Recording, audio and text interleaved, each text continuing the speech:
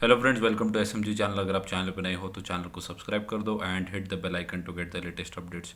सो आज के दिन मैंने मेरे चैनल के ऊपर दो वीडियोस बना दिए जहाँ पे मैंने टीसीएस का Q2 के रिजल्ट्स के ऊपर कंप्लीट एनालिसिस दी है, और ट्रेक्सन टेक्नोलॉजीज़ जो आईपीओ अपकमिंग आईपीओ है जो आज के दिन से स्टार्ट हो गया है।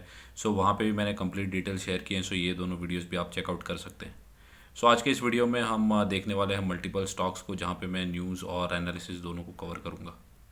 सो अभी के लिए डाउ जोन्स को देखें तो अभी जस्ट ओपन ही हुआ है यूएस का मार्केट। सो अभी के लिए नेगेटिव टेरिटरी में है। सो जो ओपनिंग थी वो पॉजिटिव थी, बट वहाँ से थोड़ी सी प्रॉफिट बुकिंग मार्केट के अंदर, इंडेक्स के अंदर आपको देखने मिलेगी। सो देखेंगे कि मार्केट आज ख़त्म होते होते डाउ जोन्स कहाँ पे क्लोजिंग करेगा। सो उसके बेसिस पे हमारे मार्केट को भी गाइडेंस मिलेगा। सो आज के दिन अगर एफ और डी का डेटा देखें तो एफ ने आज 10 तारीख के दिन लगभग 2100 करोड़ के आसपास की जो है बिकवाली की है, और वहीं डी अगर देखें तो 2100 करोड़ के आसपास की जो है ख़रीदारी डी ने की है। सो आज के दिन मार्केट के अंदर थोड़ी वॉलेटिलिटी थी। मार्केट गैप डाउन ओपन हुआ था, बट वहाँ से थोड़ी सी रिकवरी हमें देखने को मिली थी। सो पहला जो हमारा स्टॉक है वो है एच सी एल टेक। सो ये भी आईटी की काफ़ी बड़ी इंडिया की कंपनी है। सो अगर आज देखें तो टीसीएस के काफ़ी अच्छे नंबर्स जो है टीसीएस ने पेश किए, और आज मार्केट में थोड़ी वॉलेटिलिटी थी और नेगेटिव ट्रेडिंग थी। उसके बावजूद भी आईटी के जायंट्स जो थे वो आज पॉजिटिव में ट्रेड कर रहे थे। सो अपकमिंग की जो इनके Q2 के अगर नंबर्स देखें तो 12 तारीख को जो है इनके Q2 के नंबर्स आएंगे। सो जो एक्सपेक्टेशन है वो काफ़ी हाई है, और नंबर्स भी जो है वो इनलाइन आने की पूरी आशंका है। इसी वजह से अगर आप देखो तो पॉजिटिव रुझान अक्रॉस आईटी सेक्टर आपको देखने को मिलेगा। सो आप देखोगे कि 2 दिन के अंदर आपको पता चलेगा कि मतलब 12 तारीख तक ये स्टॉक कैसे परफॉर्म करता है। कल आज के दिन जैसे टीसीएस ने अच्छे नंबर्स पेश किए तो कल हो सकता है कि आईटी सेक्टर के अंदर काफ़ी ज़्यादा तेज़ी देखने को मिले। बट अगर हम स्टॉक की बात करें तो स्टॉक जो भी ग्लोबल प्रेशर्स चल रहे हैं अक्रॉस सेक्टर्स, तो वहाँ पे आईटी स्टॉक्स में भी अगर आप देखोगे तो नेगेटिव प्रेशर हमें देखने को मिला। तो ऑल टाइम हाई से अगर आप देखो तो लगभग 30% के आसपास के डिस्काउंट पे आपको एच सी एल टेक भी मिल रहा है। सो अगर आप होल्ड करते हैं तो होल्ड करके रखिए। Q2 के नंबर्स को ही मैं कवर करूँगा, और एसआईपी के वे में एच सी एल टेक को भी ऐड कर सकते हैं। सो नेक्स्ट जो स्टॉक है वो है इन्फोसिस। सो इन्फोसिस देखें, विप्रो देखें, या एच सी एल टेक या T C S. So across IT sector आज काफ़ी अच्छा जो था तेज़ी का माहौल हमें देखने मिला। सो 13 तारीख को इनके भी नंबर्स हैं। सो 3 दिन आपको देखने को मिलेगा कि इन्फोसिस के अंदर कैसी रैली या कैसे स्टॉक रिएक्ट करता है ऑन अपकमिंग Q2 के रिजल्ट्स आफ्टर टीसीएस की जो भी Q2 के नंबर्स थे। सो नंबर्स काफ़ी अच्छे थे, तो मुझे ऐसा लग रहा है कि अक्रॉस आईटी सेक्टर्स नंबर काफ़ी अच्छे आ सकते हैं। सो इन्फोसिस को ही मैंने अभी रिसेंटली मेरे पोर्टफोलियो के अंदर ऑलरेडी एडेड था, और वहाँ पे भी मैंने क्वांटिटीज़ को जो है मेरे पोर्टफोलियो के अंदर ऐड किया था। सो बिकॉज़ अगर आप देखो तो अपने ऑल टाइम हाई से काफ़ी ज़्यादा डिस्काउंट पे आपको देखने को मिलेगा।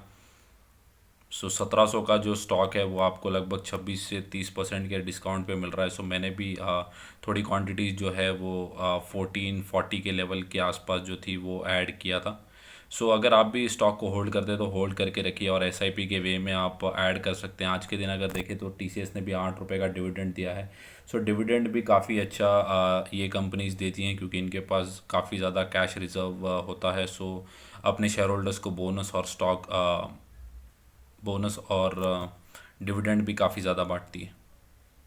सो नेक्स्ट जो स्टॉक है वो है टाटा पावर। सो आज के दिन आप देखोगे तो लगभग 2 रुपये के आसपास की नेगेटिव रिटर्न जो है स्टॉक ने बना के दिए हैं। मार्केट के अंदर प्रेशर भी था।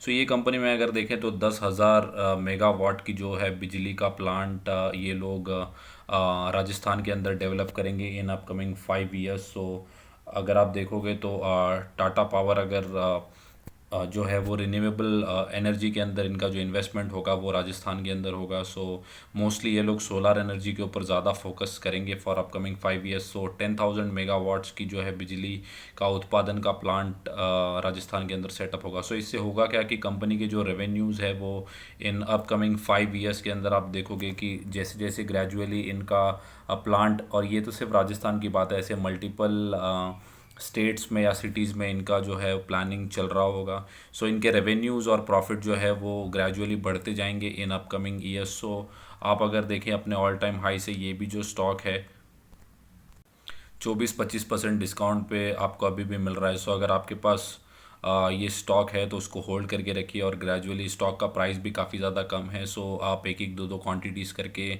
स्टॉक को भी बाय करके चल सकते हैं। सो सुजलॉन एनर्जी में अगर आप देखें तो मैनेजमेंट में चेंजेस हैं। सो विनोद टंटी जो है वो अब न्यू चेयरमैन एंड एमडी होंगे फॉर सुजलॉन एनर्जी, क्योंकि उनके भाई के निधन के बाद अब ये जो है वो मैनेजमेंट का पूरा कारभार जो है वो संभालेंगे। सो यहाँ पे जो है मैनेजमेंट में चेंजेस है, बट मैं अगर आपको कंपनी का लॉन्ग टर्म का चार्ट बताऊँ 5 ईयर्स का, तो कंपनी ने जो है नेगेटिव रिटर्न जनरेट करके दिए हैं। कुछ खास कंपनी ने जो है अपने शेयर होल्डर्स को पैसे बना के नहीं दिए हैं। सो मेरी कोई बाय और सेल की सलाह नहीं है, बट यहाँ पे जो न्यूज़ है उसको मैं कवर कर रहा हूँ। सो आज के दिन रेणुका शुगर्स को अगर देखें तो काफ़ी ज़्यादा पॉजिटिव रिस्पॉन्स जो था स्टॉक का था। सो 5% के आसपास की रैली स्टॉक ने करके दी नेगेटिव मार्केट के अंदर भी। सो यहाँ पे रिपोर्ट जो है वो कि इंडिया ने जो है साल दर साल 57% के आसपास जो है शुगर का जो एक्सपोर्ट है उसको इंक्रीज़ किया है। सो उस वजह से शुगर की जो कंपनीज़ है उनके अंदर काफ़ी ज़्यादा तेज़ी आपको देखने को मिलेगी। और यहाँ पे एक दूसरा बेनिफिट ये भी है कि करेंसी का जो डिप्रिसिएशन हो रहा है, तो ये जब जब हम इंडिया के अंदर कोई भी प्रोडक्ट्स को एक्सपोर्ट करते हैं और करेंसी अगर रुपी जो है अगर गिरेगा, तो कंपनीज़ को काफ़ी ज़्यादा फ़ायदा होता है, क्योंकि करेंसी डिप्रिशिएट होती है तो उनके रेवेन्यू में काफ़ी ज़्यादा इंक्रीज़ होता है। सो ये दो मेजर रीजंस हैं कि रेणुका शुगर के अंदर आप देख रहे हैं कि गिरते बाज़ार में भी काफ़ी ज़्यादा तेज़ी है। अगर आप देखें तो शुगर के मामले में इंडिया जो है वो वर्ल्ड में सेकंड एक्सपोर्टर ऑफ शुगर है। और यहाँ पे न्यूज़ ये भी है कि चॉइस ब्रेकिंग जो कि एक फर्म है, उन्होंने इनके जो टारगेट हैं वो लगभग 75 to 80 के टारगेट्स इस शेयर के लिए दिए हैं for upcoming short term period. अगर आप देखें तो रेणुका शुगर्स के जो टारगेट हैं वो 75 to 80 के लिए दिए हैं चॉइस ब्रोकिंग ने। सो ये न्यूज़ को मैं कवर करना चाहता था फॉर रेणुका शुगर्स। अगर आप होल्ड करके रखते हैं तो ये जो टारगेट्स हैं वो आपको शॉर्ट टर्म में देखने को मिल सकते हैं। सो नेक्स्ट जो स्टॉक है वो है टाटा मोटर्स। सो टाटा मोटर्स में अगर आप देखें तो आज के दिन 4% के आसपास की जो थी गिरावट आपको देखने को मिली होगी। सो यहाँ पे न्यूज़ ये है कि इन्होंने जो है JLR के नंबर्स पेश किए थे, और जो जैगवार लैंड रोवर जो इनकी सब्सिडरी है, सो वहाँ पे जो इनके नंबर्स थे वो एक्सपेक्टेड के हिसाब से नहीं थे। सो बिलो एक्सपेक्टेशन थे, तो due to semiconductors chip unavailability या शॉर्टेज की वजह से जो था इनके डिमांड को ये मीटअप नहीं कर पाए, और इनके जो वॉल्यूम के नंबर थे वो काफ़ी ज़्यादा कम आए। तो यहाँ पे जेफरीज़ ने जो था उनका जो टारगेट था उसको घटा दिया था। तो इनका जो पहले का टारगेट था वो 525 के आसपास का टारगेट था, और अब लेटेस्ट उन्होंने घटा दिया है टू 455। सो ये जो न्यूज़ थी उस न्यूज़ के चलते अगर आप देखें तो आज के दिन काफ़ी ज़्यादा गिरावट जो थी टाटा मोटर्स के अंदर आपको देखने को मिली होगी। सो अगर आप यहाँ से देखें तो लगभग 5% के आसपास की गिरावट आपको देखने को मिली होगी। सो जेफरीज़ ने अभी हाल ही में इनके टारगेट जो है उनके रिड्यूस कर दिया है। सो अगर आप होल्ड करके रखते हैं तो स्टॉक को होल्ड करके रख सकते हैं। सो ये जो कंपनी है ऑयल केमिकल एंड फार्मास्यूटिकल, सो ये जो कंपनी है दोनों सेक्टर्स में काम करती है, for chemical as well as the pharma. So इनको जो है वो रीच सर्टिफिकेट मिला है। सो रीच से यहाँ मतलब है कि registration, evaluation, authorisation and restriction of chemical. So इनको जो है supply of ethyl acetate across Europe के लिए सर्टिफिकेट मिला है। सो अब ये जो कंपनी है वो इथाइल एसीटेट ऑलमोस्ट 40 कंट्रीज़ के अंदर सप्लाई करती थी, एक्सपोर्ट करती थी आप कह सकते हैं। सो अब इनको जो है यूरोप के मार्केट का भी मेजर एक्सपोजर मिलेगा अब ये सर्टिफिकेट के बाद। सो ये अप्रूवल मिलने के बाद इनके जो रेवेन्यूज़ है वो भी काफ़ी बढ़ सकते हैं in terms of ethyl acetate export. So अगर आप ये स्टॉक को होल्ड करते हैं, क्योंकि मुझे पता है कि ये जो स्टॉक है इसको काफ़ी लोग हायर लेवल से भी होल्ड करके रखे हुए हैं। कम से कम 600-700 के आसपास जो था कंपनी ने हाई बनाया था, और वहाँ से लगातार जो है कंपनी गिरावट कर रही है। लगभग 35-40% के आसपास की गिरावट जो है वो ऑयल केमिकल्स। सो आपको समझना होगा कि कंपनी का जो बिहेवियर है वो ऐसा ही है कि कंपनी जो है वो अगर मैं आपको 5 साल का चार्ट बताऊं तो कंपनी सडनली ही आपको यहाँ पे अगर आप देखें तो एक सडन जंप थी लगभग 2019 और 20 के अंदर ही लगभग 350% के आसपास के रिटर्न्स बना के दे दिए थे, और उसके बाद जो है वो डाउन ट्रेंड चालू हो गया था। सो कंपनी का ये बिहेवियर है कि कंपनी जब है कि कभी भी सडनली ही 200-300% के आसपास के रिटर्न्स दे देती है, फिर साइड मूव्स करती है या फिर कंपनी जो है वो डाउन ट्रेंड में चली जाती है। तो ऐसा भी हो सकता है कि 1-2 साल कंपनी पैसे ना बनाए और अचानक से 100, 200, 300% के रिटर्न्स बना के दे दे, अगर उनके जो सेल्स है और प्रॉफिट है अगर वो इनलाइन ही चलते हैं। सो ये जो है वो कंपनी का बिहेवियर है। सो बिफोर कोई भी कंपनी के अंदर आप इन्वेस्ट करते हैं तो आपको कंपनी का बिहेवियर जानना काफ़ी ज़रूरी है कि कंपनी कैसे चलती है, कैसे रिटर्न्स देती है। कोई कोई कंपनी होती है जो 1 साल के अंदर 20-30% ही रिटर्न देती है, या कोई कंपनी 50% रिटर्न देती है, कोई 10-15% ही रिटर्न देती है, कोई डिविडेंड यील्ड में काफ़ी ज़्यादा होती है तो डिविडेंड ज़्यादा बढ़ती है और ग्रोथ कम होता है। सो हर स्टॉक का जो होता है वो बिहेवियर होता है, और उस बिहेवियर के हिसाब से ही स्टॉक जो है वो मूव करता है। सो आपको कोई भी स्टॉक के अंदर एंट्री लेने से पहले वो स्टॉक का बिहेवियर जानना ज़रूरी है। सो अगर आप हायर लेवल्स पे होल्ड करते हैं तो कंपनी काफ़ी अच्छी है, बट अभी के लिए थोड़ा प्रेशर में चल रही है। सो अगर आप होल्ड करेंगे तो लॉन्ग टर्म्स के अंदर काफ़ी ज़्यादा रिवॉर्ड आपको मिल सकते हैं। और अगर आपको एग्जिट करना है तो आप एग्जिट करके भी कोई डीवीज लैब या कोई और केमिकल फार्मा कंपनी के अंदर आप इन्वेस्ट कर सकते हैं। सो नेक्स्ट जो कंपनी है वो है एशियन पेंट्स। सो आज के दिन आप देखोगे कि बाज़ार के साथ साथ ही स्टॉक चल रहा था, तो लगभग 2% के आसपास की गिरावट इस शेयर के अंदर थी। सो अगर ये एशियन पेंट्स की बात करें तो 20 अक्टूबर के आसपास इनके भी रिज़ल्ट जो है वो आपको देखने को मिलेंगे। सो कंपनी काफ़ी अच्छी है और कंपनी जो है अपने ऑल टाइम हाई के आसपास ही ट्रेड कर रही है। बट यहीं पे अगर आप बर्जर पेंट्स को कंसिडर करेंगे तो बर्जर पेंट जो है वो अपने ऑल टाइम हाई से काफ़ी ज़्यादा डिस्काउंट पे है। सो वहाँ पे भी आप अगर इन्वेस्टमेंट करना चाहते हैं तो वहाँ पे भी कर सकते हैं। और यहाँ पे भी एशियन पेंट्स के अंदर भी अगर आप एसआईपी के वे में इन्वेस्ट करना चाहते हैं तो हर स्टॉक के गिरावट में आप इन्वेस्ट करके चल सकते हैं। यहाँ पे भी अगर आप देखें 1 साल के अंदर जो स्टॉक है वो कुछ रिटर्न जो है स्टॉक ने बना के नहीं दिए हैं, लगभग 1% या माइनर से रिटर्न जो है स्टॉक ने बना के दिए हैं। सो कंपनी अभी भी अपने प्रीवियस लेवल्स के आसपास ही चल रही है, ये भी स्टॉक जो है वो ज़्यादा चला नहीं है। सो Q2 के जैसे ही नंबर्स आएंगे सो उनके नंबर्स के बेसिस के अंदर स्टॉक के अंदर आपको मूवमेंट देखने को मिलेगी। बट अगर मैं लॉन्ग टर्म चार्ट दिखाऊं तो स्टॉक ने लगभग 180% के आसपास के रिटर्न जो है आपको बना के दिए हैं। सो अगर आप कोई भी स्टॉक को 3-5 ईयर्स के लिए होल्ड करते हैं, उसके अंदर कंटिन्यूस एसआईपी करते हैं, तो ही आपको अच्छे रिजल्ट जो है वो देखने को मिलेंगे। सो आज के दिन अगर वीबीएल में देखें तो लगभग 4% के आसपास की जो गिरावट थी वो आपको देखने को मिली होगी। सो ये स्टॉक काफ़ी अच्छा है। आप बेवरेजेस से आप देख सकते हैं कि पेप्सी पेप्सी और पेप्सी के बिज़नेस में है, ये बेवरेजेस बेचते हैं। सो कंपनी के ऊपर मैंने पहले भी वीडियो बनाया है, वहाँ पे भी आप जाके मेरी कमेंट्री चेक कर सकते हैं। बट अगर आप यहाँ पे देखें तो 1 साल के अंदर जो स्टॉक है उसने इतने नेगेटिव मार्केट के अंदर भी 78% के रिटर्न जो है आपको बना के दिए हैं। सो कंपनी के जो प्रीवियस रिजल्ट्स है तो वहाँ पे आप देखोगे कि मल्टीफोल्ड टाइम जो इनके सेल्स और प्रॉफिट बड़े थे, तो उस वजह से आप चार्ट के अंदर देखेंगे कि काफ़ी ज़्यादा तेज़ी आपको देखने के मिलेगी। तो आज के दिन अगर आप देखें 4%, तो यहाँ पे जो है वो प्रॉफिट बुकिंग मैं कहूँगा, कोई ऐसी नेगेटिव न्यूज़ जो है वो फ्लोट नहीं हो रही है। सो प्रॉफिट बुकिंग है क्योंकि स्टॉक अगर मैं 6 महीने का भी चार्ट दिखाऊं तो 6 महीने से लगभग 71% के आसपास के रिटर्न्स हैं। 1 महीने का भी चार्ट बताऊं तो स्टॉक जो है वो एटलीस्ट नेगेटिव टेरिटरी में तो नहीं है, बट 1-2% के आसपास के रिटर्न जो है वो जनरेट करके दिए हैं 5 दिन में देखूं। सो स्टॉक जो है कंटिन्यूस बेसिस पे शेयर होल्डर्स के पैसे बनाता जा रहा है। सो मैं तो यही कहूँगा कि हर लेवल के ऊपर आपको एसआईपी के वे में ये स्टॉक को ऐड करते जाना चाहिए, क्योंकि स्टॉक ने लास्ट प्रीवियस 2 ईयर्स में बोनस भी अपने शेयर होल्डर्स को दिया था।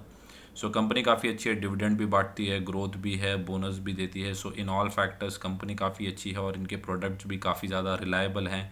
सो नेक्स्ट कमिंग ईयर्स के अंदर हम काफ़ी ज़्यादा डिपेंडेंट बेवरेजेस के ऊपर रहेंगे। सो स्टॉक काफ़ी अच्छा है, स्टॉक को होल्ड करते हैं तो होल्ड करके रखिए, और 4-5% की गिरावट में आप स्टॉक को ऐड करके चल सकते हैं अपने पोर्टफोलियो के अंदर। सो नेक्स्ट जो बैंक है वो है एचडीएफसी बैंक। सो बैंक्स में लीडर है। सो जैसे आज टीसीएस के नंबर्स आए और पूरा आईटी सेक्टर का जैसे डायरेक्शन आज के दिन डिसाइड हुआ, या कह सकते हैं कि अपकमिंग आईटी के दूसरे कंपनीज के नंबर्स भी काफ़ी ज़्यादा इनलाइन या अच्छे आ सकते हैं। वैसे ही एचडीएफसी बैंक के नंबर्स जो है वो 15 तारीख को हैं। सो जैसे एचडीएफसी बैंक के नंबर आएंगे सो पूरे बैंकिंग सेक्टर की जो दिशा है वो तय हो जाएगी कि बैंकिंग सेक्टर कैसे परफॉर्म करने वाला है। सो अगर मैं आपको एक साल का चार्ट दिखाऊं तो एच डी एफ सी जैसी दिग्गज कंपनी ने भी कुछ पैसे बना के नहीं दिए हैं। सो लगभग 12-15% के आसपास के डिस्काउंट पे आपको कंपनी मिल रही है, और कंपनी ने ज़्यादा कुछ, पूरे H D F C group ने, मैं कहूँगा कि कुछ भी पैसे बना के नहीं दिए। बट जैसे भी तेज़ी आएगी सो पूरा H D F C group आपको परफॉर्म करते हुए दिखेगा।